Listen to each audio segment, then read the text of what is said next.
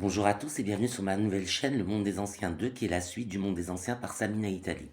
Alors aujourd'hui on va parler de la corruption de manière générale, la corruption générale, parce que j'estime que vous devez être averti de ce qui vous touche de près, c'est-à-dire la morale dominante qui, qui va affecter votre relation au monde et votre perception du monde de manière altérée par la corruption.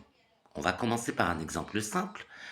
Comme vous avez vu sur ma chaîne Le Monde des Anciens par Samina Italie, où j'enseigne l'arabe, j'enseigne l'hébreu, et je fais un lien avec les textes sacrés de manière générale, aussi bien l'ésotérisme que l'exotérisme. Je parle de manière générale des enseignements qui sont véhiculés par les textes sacrés. Alors, pour ce qui concerne les sciences spirituelles, qui sont généralement mal vues, quand on regarde les textes sacrés, aussi bien la Bible que le Coran utilisent des termes d'arabe moderne, d'hébreu moderne, pour parler des enseignements spirituels. Par exemple, en hébreu, vous allez trouver le mot fabuleux qui est astrologia. Je suis certain que les Hébreux ne connaissaient pas ce mot. C'est un mot qui a été ajouté après dans la Bible, parce que les Hébreux, à l'époque, utilisaient les mots qu'ils connaissaient, c'est-à-dire les racines sémitiques, dans lesquelles ils étaient baignés par les influences arabes, araméennes, chaldéennes, ou, ou enfin bref, ils étaient influencés par des influences sémitiques, principalement. Même quand la Palestine était latine, était là, ils n'empruntaient pas de mots latins, parce qu'ils avaient, à l'époque de Jésus, donc à cette époque-là, on avait fini de rédiger l'Ancien Testament qu'on connaît aujourd'hui.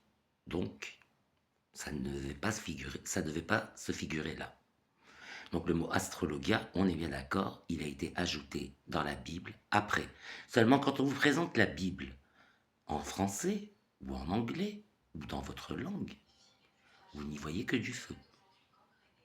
Quand vous prenez le texte en hébreu, on est obligé de vous mentionner le verset qui a été traduit de telle manière dans la Bible en français ou en latin ou en anglais. On est obligé de vous le mentionner, on ne peut pas le rayer de la liste. On est obligé de vous le mentionner. Et on vous le mentionne en hébreu moderne. C'est de l'hébreu moderne. Astrologia, c'est un mot que je connais en hébreu moderne. Mais c'est pas de l'hébreu antique. Donc, c'est faux. Les passages sont faux. Ils ont été ajoutés. Plus généralement, dans le Coran, vous trouvez la racine faraja, faraga ou en égyptien, faraja. C'est pareil, c'est une racine moderne qui signifie les flèches divinatoires. C'est une racine moderne, je dis bien moderne, parce qu'aujourd'hui, vous trouvez ça dans le journal, dans un journal où on vous mentionne l'horoscope, vous trouvez El Ifraj, l'horoscope, et vous avez l'astrologie européenne, donc pour la plupart du temps, et vous trouvez les différents signes du zodiaque, et voilà, enfin bref, c'est de l'arabe moderne.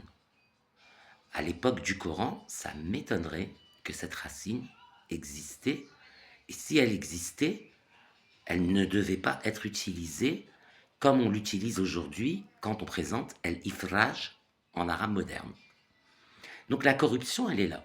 On vous parle de quelque chose de récent, parce que il y a quand même des années d'obscurantisme qui ont fait que les sciences spirituelles, on ne les connaissait pas pendant la période anté-islamique. Il existait bien sûr des sciences spirituelles, bien entendu, parce que ça a toujours existé, mais de là à ce que des racines parlent d'horoscope, ça m'étonnerait. À l'époque, c'était plutôt dévotions à des dieux. Et dans le désert d'Arabie, ça m'étonnerait que les Arabes aient un horoscope comme on en a dans le Coran aujourd'hui. Quand on ouvre le Coran, on voit Ifraj, Faraj, la racine. C'est pas une racine qui était utilisée au Moyen Âge. Alors, c'est de la corruption, parce que c'est des passages qui ont été ajoutés après pour nous dire éviter les sciences spirituelles. Et pourquoi? Pourquoi? Eh bien, les sciences spirituelles, c'est simple. Je vais vous expliquer. Quand vous arrivez, vous parvenez à provoquer un changement dans la réalité ordinaire objective, la réalité sur laquelle tout le monde est d'accord, si par exemple vous opérez un rituel magique pour vous trouver un mari ou un appartement, bref, voilà. Vous opérez un rituel magique parce que vous estimez que vous aurez plus de chances en utilisant la magie de réaliser votre désir. Quand ce désir sera réalisé dans la réalité ordinaire objective, vous avez provoqué un changement sans utiliser vos mains, votre corps, mais uniquement votre esprit. C'est votre esprit qui a commandé à la matière de vous ramener un appartement, de vous ramener un mari. Un changement sans utiliser votre corps, sans utiliser vos mains, sans utiliser rien du tout, vous utilisez uniquement votre esprit. Cela réveille des zones endormies de votre cerveau. Donc c'est pour votre réveil spirituel, c'est bénéfique. Pour, pour votre éveil cérébral aussi, c'est bénéfique. Mais comme on vous interdit les sciences spirituelles, comme on vous interdit les connaissances spirituelles qui ont été transmises par certains prophètes. Je pense au roi Salomon, mais il n'y a pas que le roi Salomon. Il y a d'autres prophètes qui ont enseigné des sciences spirituelles. Aujourd'hui, si on a toutes ces connaissances, elles viennent de là-haut. Elles ne viennent pas d'en bas. Elles viennent bien de là-haut. Donc, elles sont des outils que nous transmet l'Esprit de Dieu, le Saint-Esprit, pour améliorer notre quotidien, améliorer notre perception du monde et nous éveiller, nous transcender en fait, nous transcender. Le but est d'atteindre un état d'éveil, un état de présence. C'est ça le but. Mais comme la corruption fait qu'on nous l'interdit, votre cerveau reste endormi, votre éveil spirituel est bafoué et, et vous restez un mouton dans une société qui veut que vous travailliez, que vous fassiez ça, que vous votiez, que vous achetiez tel truc et tel truc. Une société qui ne veut pas votre épanouissement, parce qu'au mieux, quelqu'un d'épanoui se repose sur ses lauriers, accomplit un travail drastique pour finalement se reposer sur ses lauriers et vivre d'amour et d'eau fraîche. L'idéal, c'est ça, le but de la transcendance, elle est là. Mais ça, on ne le souhaite pas, parce que si tout le monde faisait ça, qui travaillerait? Personne.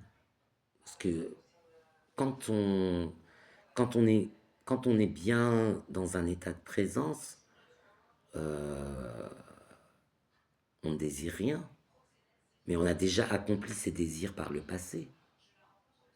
C'est ça le but. Et si bien que tout est accompli, on a eu des enfants, on s'est marié, on a acquis un appart, on a trouvé un travail, un revenu du moins. On est en haut de l'échelle de Maslow. On a une reconnaissance par ses pairs d'avoir travaillé, d'avoir fait ci, d'avoir fait ça, d'avoir accompli une vie réelle. Et le désir, bah, il n'est plus là. On a fait le deuil de tous les désirs qu'on avait avant. Mais ça, c'est pas ce qui fait marcher le moteur, c'est la recherche du bénéfice. Si vous avez tout, vous ne cherchez plus de bénéfices, vous ne faites pas marcher la société capitaliste. Voilà. Un autre niveau où la corruption est assez importante, c'est au niveau des psychotropes. Parce que les psychotropes peuvent être utilisés en magie, mais il n'y a pas que en magie. En tant que thérapie aussi, ils peuvent être utilisés, qu'ils soient naturels ou de synthèse. Tous les psychotropes vous mettent dans un état second. Donc dans cet état second, vous avez la conscience altérée, mais vous vous faites une projection vers la réalité. Or, la loi interdit la majorité des psychotropes. Les seuls autorisés sont l'alcool, le poppers, et, et c'est tout. Et c'est tout. Le tabac, bon, voilà. Le CBD, bon, on va dire que c'est un psychotrope aussi, on va le dire, mais en réalité, vous passez à côté de la majorité des effets recherchés par le cannabis quand vous consommez du CBD. Donc tout est interdit par la loi, donc si bien que justement parce que c'est interdit, les gens font ça très très mal.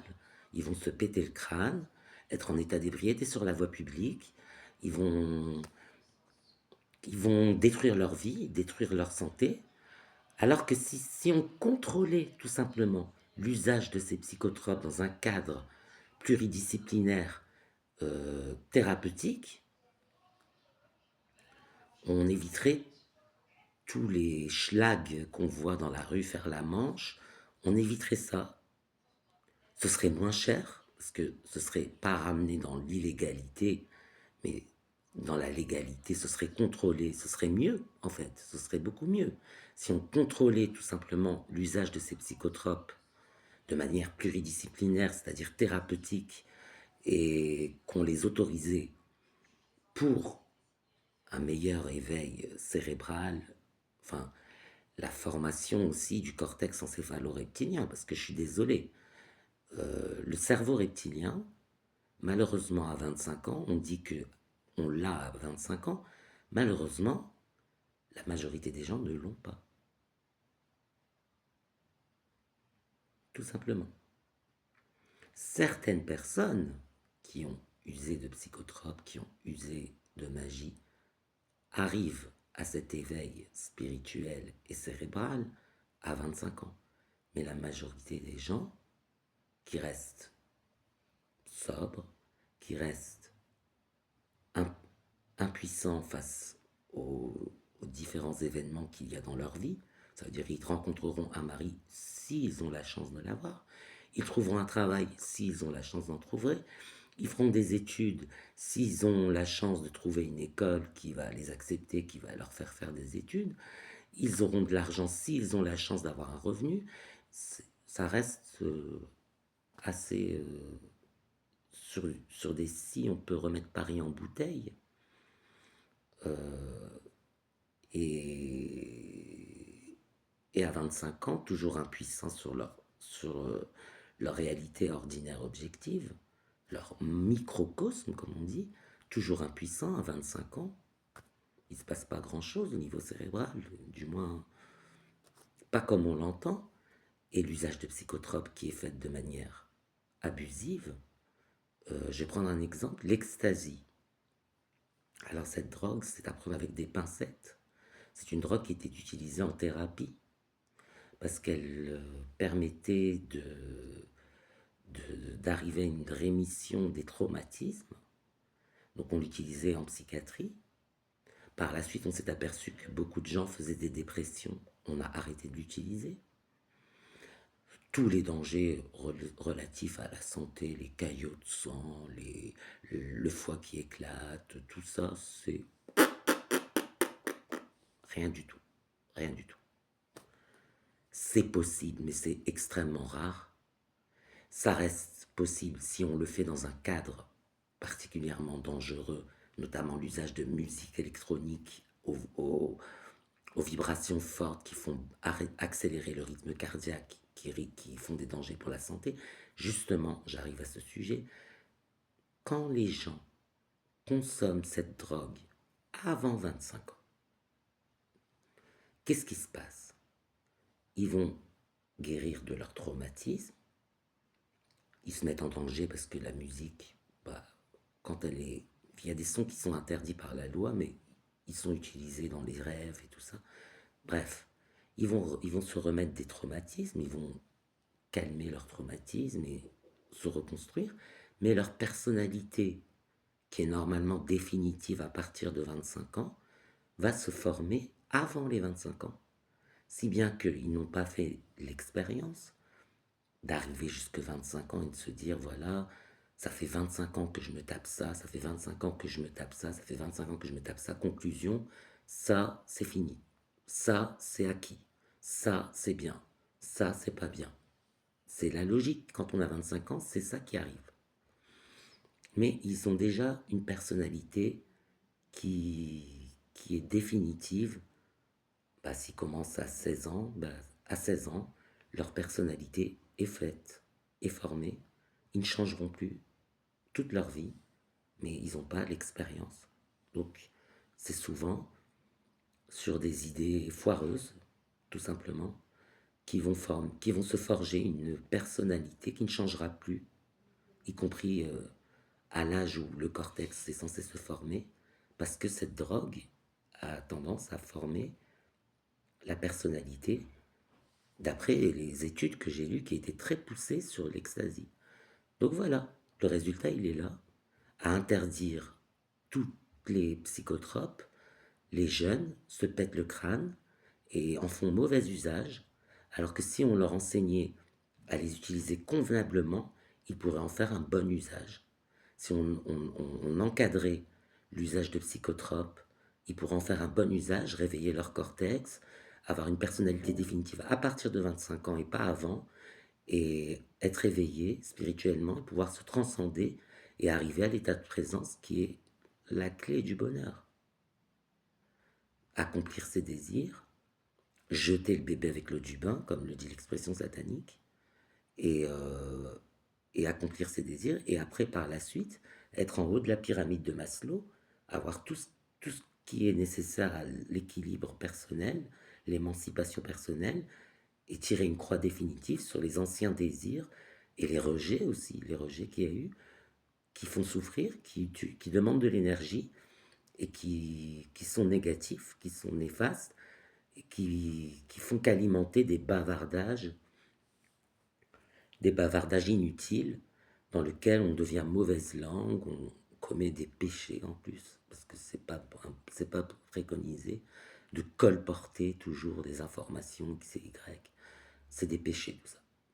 Donc c'est une vie de péché à laquelle on s'attend, une vie de péché qui implique des condamnations de Dieu et de la loi, parce que la drogue aussi, interdit par la loi, donc la loi divine, la loi des hommes, finira par vous punir, tout simplement parce qu'on ne vous a pas enseigné convenablement l'éveil de votre cerveau.